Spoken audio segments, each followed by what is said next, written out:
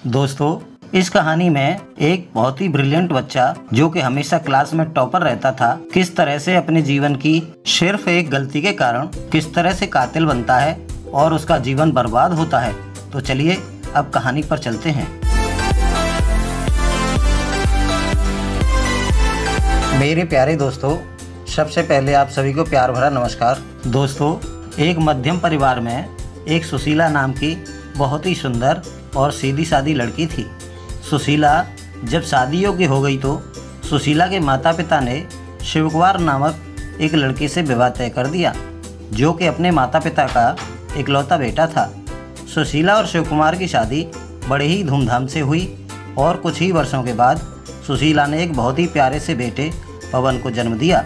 पवन का जन्म होने पर परिवार में खूब सारी खुशियाँ मनाई गईं, मिठाइयाँ बांटी गईं और पवन धीरे धीरे बड़ा होने लगा। इधर समय के साथ सुशीला और शिवकुमार के माता पिता भी दुनिया से चल बसे। पवन पढ़ने में बड़ा ही होशियार था, जो हमेशा स्कूल में टॉपर रहता था। धीरे धीरे पवन जब 20 वर्ष का हो गया तो उसने हाई स्कूल का इम्तहान पास किया, जिसका रिजल्ट टॉपर लिस्ट में सबसे ऊपर आया।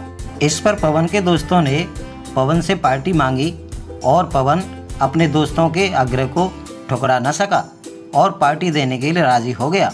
शहर से कुछ ही दूर जंगली एरिया में बनी एक आलीशान कोठी में पार्टी को रखा गया। पार्टी वाले दिन पवन ने अपने माता पिता से यह बोलकर अनुमति मांगी कि उसके दोस्त संजय ने हम सभी दोस्तों को शाम की पार्टी दी है, इसलिए हम सभी दोस्त एंजॉय करने जाएंगे और कल सुबह तक आ जाएंगे। पवन की इतनी बात सुनते ही पिता शिवकुमार ने पवन के बाहर जाने और रात को रुकने को लेकर मना कर दिया, जिस पर मां सुशीला अपनी ममता के वशीभूत होकर अपने पति शिवकुमार से कहने लगी, ए जी, आज बच्चों की इच्छा पार्टी मनाने की है तो क्यों नहीं उन्हें इजाज़त दे देते, एक रात की ही तो बात है। और वैसे भी अपना पवन पढ़ाई में तो वह दिन रात एक किए रहता ही है, कभी कभी उसे अपना मन बहलाने के लिए, मनोरंजन करने के लिए जाने देते। इस पर शिवकुमार कहने लगे, ठीक है भगवान, अगर तुम्हारी यही इच्छा है तो जाने देते हैं। पवन अपने माता पिता की अनुमति लेकर और उन्हें प्रणाम करने के बाद शाम को सभी दोस्तों के साथ पार्टी करने के लिए चल देता है और सभी पांचों दोस्तों के साथ उसी कोठी पर पहुंच गया। कोठी में पहुंचते ही पवन ने देखा कि तेज म्यूजिक बज रहा है और मेज़ पर शराब की कुछ बोतलें रखी हुई हैं। तो पवन ने कहा, यह सब क्या है? म्यूजिक तो ठीक है, पर यह शराब की बोतलें क्यों? तो उसका दोस्त संजय बोला, यार पवन, एक दिन की ही तो बात है, कौन सा पहाड़ टूटने वाला है, सुबह जब घर जाएंगे तब तक नशा उतर चुका होगा। पवन काफ़ी मान मनोबल के बाद राजी हो गया। संजय पवन से बोला, अरे दोस्त पवन, आज रात तुम्हें एक गिफ्ट मिलने वाला है, जिसको लेने से मना मत करना, एक दिन की ही तो बात है। यह दिन कौन सा रोज़ रोज़ आने वाला है। पांचों दोस्त जो थे सभी ने पवन के साथ पैग लगाए, सिगरेट जलाई और झूमकर नाचने लगे और भरपूर आनंद उठाया। इसके बाद अपने अपने कमरों में आराम करने के लिए चले गए। पवन जैसे ही अपने कमरे में पहुंचा तो कुछ लड़खड़ाया, तो किसी की कोमल बाहों ने उसे थाम लिया, जो कि पवन के लिए वह स्पर्श बहुत ही सुंदर था। जिसके बाद क्या हुआ पवन को पता नहीं चला। सुबह जब उठा तो वह खूबसूरत नव यौवना तैयार होकर जाने ही वाली थी कि पवन ने सुंदर युवती को रोकते हुए कहा, कौन हो तुम? इतनी खूबसूरत हो, जवान भी हो, फिर भी ये गंदा काम करती हो। इस पर पलटते हुए युवती ने जवाब दिया, सुंदरा नाम है मेरा, हम लोगों को कौन प्यार करेगा, हमारी ज़िंदगी तो यही बनने वाली है। आज पहली बार आपके साथ थी, कल फिर कोई और होगा, उसके बाद कोई और। पवन ने उसे हाथ पकड़कर बिठा लिया और बोला, और कोई नहीं, यदि हमने आपके जीवन से खेला है तो हम आपको प्यार करेंगे और शादी भी करेंगे। पवन की इतनी बात सुनते ही सुंदरा बोली, नहीं नहीं, शादी के लिए तुम्हारे माता पिता तैयार नहीं होंगे। सुंदरा की इस बात पर पवन बोला, हे सुंदरा, अगर मेरे माता पिता तैयार नहीं भी होंगे तो 1 वर्ष बाद हम बालिग हो जाएंगे, फिर तुम्हें कानून के रास्ते अपना बनाने में कोई भी बाधा नहीं आएगी, तब तक हम इसी तरह मिलते रहेंगे। सुंदरा ने हाँ में सिर हिला दिया और पवन सुंदरा के तिरिया चरित्र में फंस गया और सुंदरा के ख्वाबों में खोया रहने लगा। इतना ही नहीं, घर वालों से झूठ बोलकर पढ़ाई के बहाने सुंदरा को घुमाने ले जाता और खूब पैसा खर्च करता। यहाँ तक कि फीस के भी पैसे सुंदरा पर ही उड़ा देता। क्योंकि सुंदरा एक बाजारू औरत थी, इसलिए पवन को नशे की भी लत लग चुकी थी।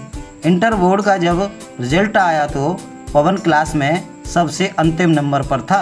अचानक एक दिन पवन के पिता शिव कुमार का भी देहांत हो गया और माँ सुशीला अकेली रह गई।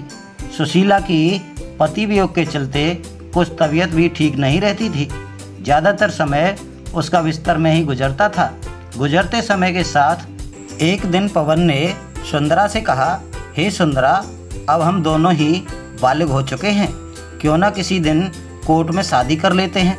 इतना सुनते ही सुंदरा बोली, पवन, पहले तुम हमारी एक बात का जवाब दो। तो पवन बोला, किस बात का? तो सुंदरा कहने लगी, पहले तुम हमें ये बताओ कि तुम हमें ज़्यादा चाहते हो या अपनी माँ को? पवन ने जवाब दिया, माँ को। इतना सुनते ही सुंदरा नाराज हो गई। सुंदरा का उतरा हुआ चेहरा देखते हुए पवन मुस्कुरा कर बोला, अरे प्रिय, मैं तो झूठ बोल रहा था। मैं तो तुम्हें दिलो जान से चाहता हूँ और तुम्हारे लिए सारे जहां से लड़ भी सकता हूँ। ज़रूरत पड़ने पर खुद की जान भी दे सकता हूँ और किसी की ले भी सकता हूँ। इतना सुनते ही सुंदरा बोली, तो ठीक है, अगर आप मुझसे इतना ही प्यार करते हैं और शादी करना चाहते हैं तो सबसे पहले आपको अपनी माँ को रास्ते से हटाना होगा, अर्थात अपनी माँ की जान लेनी होगी, क्योंकि मैं अकेले ही रहना चाहती हूँ, सिर्फ मैं और तुम, और तीसरा कोई नहीं। सुंदरा की इतनी बात सुनी तो पवन का सिर चकरा गया और कहने लगा, हम यह नहीं कर सकते क्योंकि हम माँ को बहुत ही प्यार करते हैं। इस पर सुंदरा बोली, तो फिर ठीक है, फिर तो शादी आप भूल ही जाइए। शादी तभी हो सकती है जब आप यह काम करोगे। इतना बोलते ही सुंदरा पवन को अकेला छोड़कर बाहर निकल गई। सुंदरा के बाहर निकल जाने पर पवन का दिमागी संतुलन बिगड़ने लगा और पवन शराब में गोते खाने लगा। और एक दिन पवन ने खूब शराब पी और नशे की हालत में घर पहुंचकर माँ के मुंह पर तकिया रखकर उसकी जान ले ली। इसके बाद सुंदरा को बताने के लिए चला गया। पास पहुंचा तो कहने लगा, चलो सुंदरा, देख लो अपनी आंखों से, मैंने तुम्हारे लिए अपने प्यार को पाने के लिए अपनी माँ को मार डाला और उसकी मैंने जान ले ली। सुंदरा चीख उठी, क्या? तुमने ये क्या किया? मैं तो तुम्हारे प्यार की परीक्षा ले रही थी कि तुम माँ की खातिर मुझे छोड़ देते हो या नहीं, क्योंकि मेरा तो पेशा यही है जो तुमसे छुपकर हमेशा करती रही। यदि हम लोग शादी करने लगे तो कोठे खाली हो जाएंगे और तुम्हारे जैसे अमीरजादे हमारी कोठियों की शान कैसे बनेंगे? ओह, इतना बड़ा धोखा मेरे साथ! हे दुष्ट औरत, तूने ये क्या किया? मेरे हाथों तूने ये क्या करवा दिया? मैं ना पढ़ सका, ना मैं माँ का हुआ, ना मुझे प्यार मिला।